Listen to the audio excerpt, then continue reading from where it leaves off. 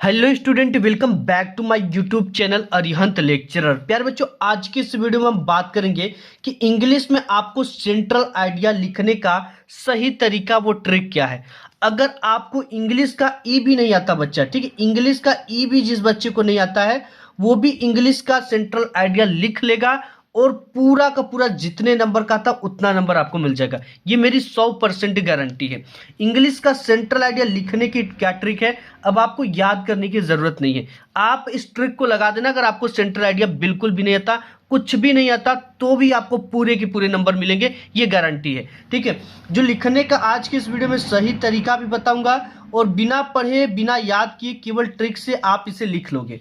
ठीक है, अंग्रेजी आपको पढ़ने लिखने नहीं आता फिर भी आप लिख लोगे, ये गारंटी है। और 100% गारंटी है कि टीचर खुश होकर आपको पूरे नंबर देंगे। ये वीडियो ये नहीं कि मैं पहली बार बना रहा हूं और आपके सामने पहली बार जा रही है। ठीक है, ये वीडियो मैं पिछले 7 सालों से बना रहा हूं और इससे लाखों बच्चे हर बार देखते हैं और हर बार पूरा का पूरा लेकर नंबर आते हैं। तो आज की इस वीडियो को हम शुरू करते हैं और आज के ये देखेंगे कि सेंट्रल आइडिया लिखने का सबसे बेस्ट तरीका क्या होता है। सबसे पहले यहाँ पे हमारे पास क्वेश्चन पेपर है बच्चा, और इस क्वेश्चन पेपर में जो सेंट्रल आइडिया आया हुआ, और देखिए पेपर में जो है ना आपके 8वें नंबर के अंतर्गत आता है कि right the central idea of any one poem of the following poems in about 40 to 50 word. 3 number का आया हुआ है। सेंट्रल आइडिया आपको लिखना है और 40 से 50 शब्दों में लिखना है। और आपको यहाँ पे कुछ सेंट्रल आइडिया देने की, किसी का भी सेंट्रल आइडिया आप इस ट्रिक से लिख सकते हो। जैसे यहाँ पे दे रखा है dust of snow, A tiger in the zoo, fire and ice. ठीक है, अब आपको लिखना कैसे है, ट्रिक क्या लगानी है, आज की इस वीडियो में सब कुछ आप समझ जाओगे। सबसे पहली चीजें क्या करना है, आपको ये ब्लू और ब्लैक 2 पेन लेना है और आपको पहली पेन को निकालना है। ठीक है, अब आपको इसके बाद ये जो कॉपी है इसकी शुरुआत करना है। देखिए, सेंट्रल आइडिया लिखने से भी ज़्यादा इंपॉर्टेंट है कॉपी की शुरुआत करना। तो यहाँ पे जैसे आप निकालोगे, यहाँ पे लिखना आंसर टू क्वेश्चन नंबर 8। आपको इस शब्द को लिखना है।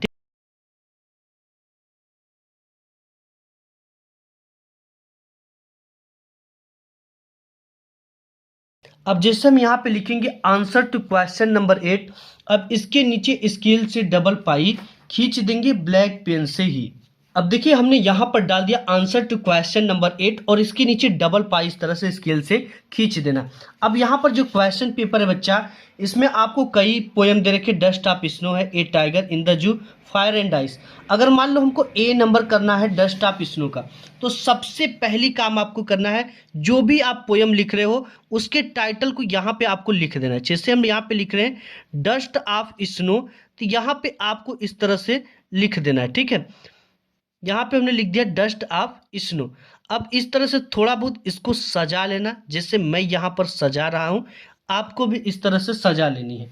अब इसके बाद बच्चा आपको कहीं से कुछ नहीं, आंसर टू क्वेश्चन नंबर आपने डाला, डस्ट ऑफ स्नो डाला, इसको देखकर ही लिखा। ठीक है, अब इसके बाद हेडिंग आपको डालनी है सेंट्रल आइडिया। आपको जो हेडिंग है यहाँ पर मिल रहा है सेंट्रल और आइडिया, ये पूरी की पूरी आपको क्या कर देनी है, हेडिंग मीनिंग देखकर डालना सही सही। यहां पर आपको हेडिंग क्या डालना है, सेंट्रल आइडिया।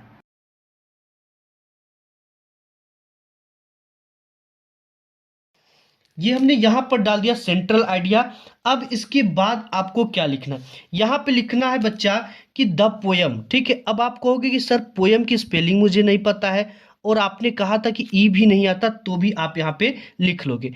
इसको ट्रिक मैं आपको बताता हूँ। यहाँ पे द पोयम, पोएम की स्पेलिंग आपको इसी में से मिल जाती है, यहाँ पे आपको पोएम्स मिल जाता है। ठीक है, यहाँ पे सिर्फ क्या लिखना है, द पोएम। इसके बाद आपको क्या लगाना है, इन्वर्टेड कामा। पोएम कौन सा है, डस्ट ऑफ स्नो की हम बात कर रहे हैं, तो आपको पोएम के शीर्षक को जब भी लिखेंगे यहाँ, तो ब्लैक पेन से लिखेंगे डस्ट ऑफ स्नो, इस तरह से। अब इसको इन्वर्टेड कामा में बंद कर देंगे। ठीक है, अब इसके बाद एक चीज आपको याद करना है, हैज बीन। क्या याद करना है बच्चा, हैज, और यहां पे लिखेंगे बीन,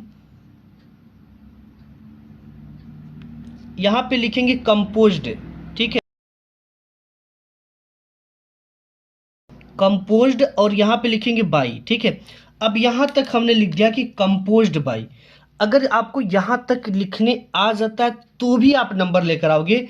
लेकिन देखिए कंपोज्ड बाय, इसके जो कंपोज इसको लिखे हैं वो एक अमेरिका के कवि काफी प्रसिद्ध रॉबर्ट फ्रॉस्ट जी।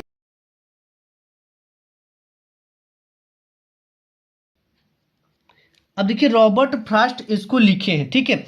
इतना आपको याद कर लेना कि the poem Dust of Snow has been composed by Robert Frost. अब एक चीज और थोड़ी सी याद कर लेना, इतना से भी काम चल जाएगा, मैं ट्रिक जो बताऊंगा, लेकिन यहाँ पे एक चीज और याद कर लेना, ठीक है। आपको इस तरह से लिखना है, ये लिखना in this this poem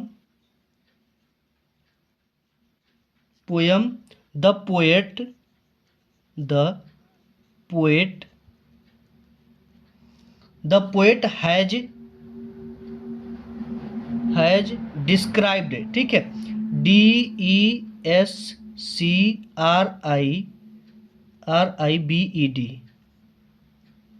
described about. इतना अगर आप लिख लेते हो तो आपका 3 नंबर कंफर्म है, ठीक है। ये लिखना द पोयम की स्पेलिंग आपको पता चल गई। डस्ट ऑफ स्नो यहीं से उठाकर लिख दिया, Dust of Snow has been composed by, किसके द्वारा इसे कंपोज्ड किया गया, लिखा गया, इसके पोएट कौन है, इतना भी पता रहेगा तो भी मैं आपको नंबर दिलवा दूंगा। बताता हूँ ट्रिक। रॉबर्ट फ्रॉस्ट, इसको ब्लैक पेन से लिखना है। In this poem the poet has described about, इतना तैयार कर लेना है। अब इसकी बाद की जो लाइन है बच्चा, यहां से लेकर यहां केवल 5 लाइन आपको लिखनी है, ठीक है, इतना आपको लिखना है। अब ये चीजें आपको कहाँ पे मिलेंगी, ये जो आपका क्वेश्चन पेपर आता है, इस क्वेश्चन पेपर में टोटल 3 पैसेज आते हैं, ठीक। एक यहाँ पर पैसेज आया हुआ है, ठीक, और एक इधर पैसेज आता है, मैं आपको दिखाता हूँ, ठीक। इसमें बहुत सारे पैसेज आते हैं, जैसे एक पार्ट ए में आ गया, एक आपका यहाँ पर आ गया। अब आपको क्या करना है, इसके कुछ लाइन्स को उठाने हैं। जैसे यहाँ पर ये पूरी लाइन दे रखा, तो आपको कभी भी ये गलती नहीं करना है कि पहले लाइन से उठाकर लिख दें, नहीं। आपको जब भी उठाना है बच्चा, तो ये पूरी लाइन जब भी खत्म होती, कहाँ पे, यहाँ पर खत्म हो रही है, एक लाइन यहाँ पे खत्म हो रही है, तो यहाँ से आपको उठाना है, ठीक है। कहाँ से, यहाँ से उठाकर आपको एक फुल स्टॉप यहाँ पे बीता, एक फुल स्टॉप यहाँ पे, वर्ड लिमिट का ध्यान देकर महज 3 से 4 लाइन आपको लिखना है, इतना ध्यान रखना।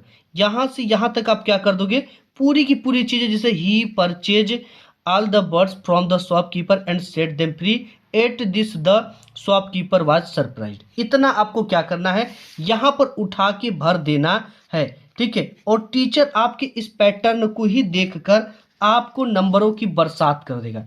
यानी ये 3 नंबर का आता है तो इस तरह से चेक करेगा और आपको यहाँ पर 3 नंबर दे देगा।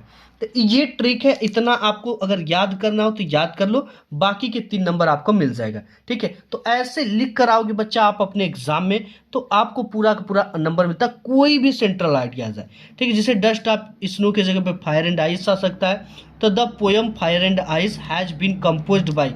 अब यहाँ पे कंपोज्ड वाले कवि का नाम नहीं पता है तो मत लिखो कंपोज्ड बाय इतना, और इसके बाद ये लाइन लिख दिया, in this poem the poet has described about.